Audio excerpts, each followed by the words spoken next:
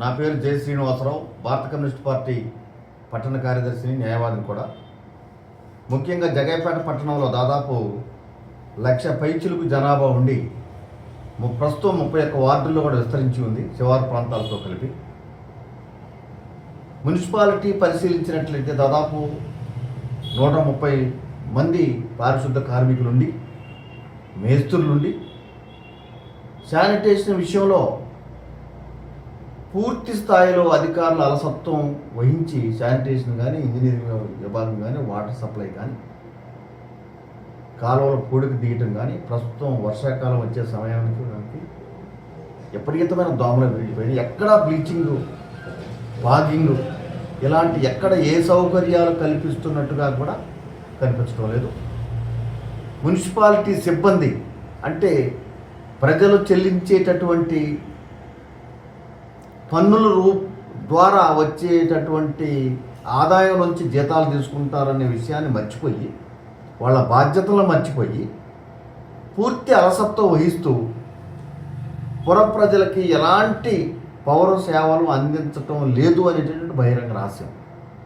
ముఖ్యంగా ఇటీవల కాలంలో సాక్షాత్తు చైర్మన్ గారే, అంటే ఆయనకి ప్రజలకు సేవ చేయాలనేటటువంటి కోరిక ఉన్నప్పటికి కూడా ఆయన బహిరంగంగా స్టేట్మెంట్ ఇచ్చాడు. నేను 11ంటికి వచ్చాను, సిబ్బంది ఎవరు రాలేదు, నా మాట ఎవరు వినటం లేదు, నేను పై స్థాయిలో కూడా ఫిర్యాదు చేసినప్పటికి కూడా ఏమాత్రం లెక్క చేయటం లేదు అనేటువంటి సాక్షాత్తు మరి మున్సిపాలిటీ చరిత్రలో చైర్మన్ గారు సిబ్బంది యొక్క అలసత్వం గురించి వాళ్ళని గాడిలో పెట్టడం అనే విషయంలో చేతులు ఎత్తేయటం అనేది బహిర్గతమైన విషయం.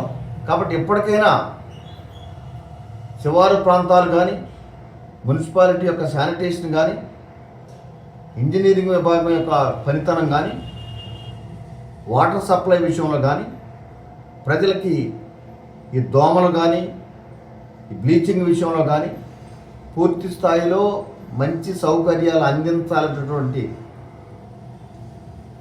జిజ్ఞాస ఉండాలి. కొత్తగా వచ్చిన మున్సిపల్ కమిషనర్ గారు కూడా మరి ఈ జగ్గయ్యపేటలో ఉన్నటువంటి సమస్యల పట్ల పూర్తి స్థాయిలో అవగాహన కలిగి ఈ ప్రజలు పడుతున్న ఇబ్బందులు కూడా మీరు గమనించి ప్రజలకు సేవ చేయాలని చెప్పేసి భారత కమ్యూనిస్ట్ పార్టీ సిపిఐ తరఫు నుంచి మేము కోరుకుంటా ఉన్నాం. ఇంకొక చిన్న విషయాన్ని నేను కమిషనర్ గారి దృష్టికి తీసుకొస్తా ఉన్నాను. అయ్యా, మీరు ఒక్కసారి మున్సిపాలిటీ పార్కుని పరిశీలించండి.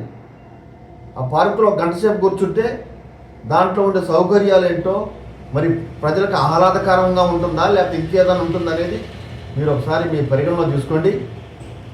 దయచేసి క్షేత్రస్థాయిలో మీరు పర్యటన చేయండి. అక్కడ సిబ్బందిని నమ్ముకొని ప్రజలకి మేలు జరుగుతుందనేటటువంటి విషయాన్ని కాస్త మర్చిపోయి, కొత్తగా వచ్చినటువంటి మీరు మీ ద్వారా కూడా మున్సిపాలిటీకి వాళ్ళకి అధికారులని, సిబ్బందిని గాడిలో పెట్టి ప్రజలకు మంచి సౌకర్యాలు ఇవ్వాలని చెప్పేసి మేము కోరుకుంటా ఉన్నాం. లేని పక్షంలో మున్సిపాలిటీ యొక్క సిబ్బంది యొక్క అలసత్వానికి వ్యతిరేకంగా నిరసన కార్యక్రమాలను భారత కమ్యూనిస్ట్ పార్టీ చేపట్టబోతా ఉంది. ప్రజలు మున్సిపాలిటీ నుంచి సరైనటువంటి సౌకర్యాలు కోరుకుంటా ఉన్నారు. ఎందుకంటే కొన్ని వేల రూపాయలు ఈ ఇటీవల కాలంలో ఇంటి పన్నులు పెరిగాయి. ఇంటి పన్నులు వసూలు చేసేటటువంటి విషయంలో ఉన్న శ్రద్ధ ప్రజలకు సౌకర్యం కల్పించడం శ్రద్ధ లేదు. కాబట్టి దీన్ని మరొకసారి పరిగణలో తీసుకోండి. మేము మీకు విన్నవించుకుంటా ఉన్నాం. మా విన్నపాన్ని పరిగణలో తీసుకోకపోతే మాత్రం ఖచ్చితంగా ఆందోళన చేయక తప్పదు అనే విషయాన్ని కూడా మీకు హెచ్చరిస్తాము.